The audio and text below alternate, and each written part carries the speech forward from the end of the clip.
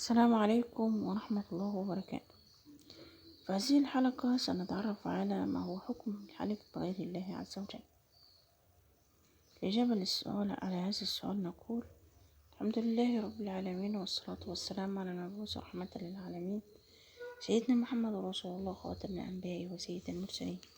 أما بعد، من حلف بغير الله أو بغير صفاته من حلف بالنبي أو الولي أو الأب أو الأم أو الكعبة أو ما يشبه ذلك، فإن يمنه لا تنعقد ويأسم بتعظيم لغير الله. الحديث الشريف قوله صلى الله عليه وسلم: لا تحلفوا بآبائكم ولا بأمهاتكم ولا تحلفوا إلا بالله ولا تحلفوا إلا وأنتم صادقون.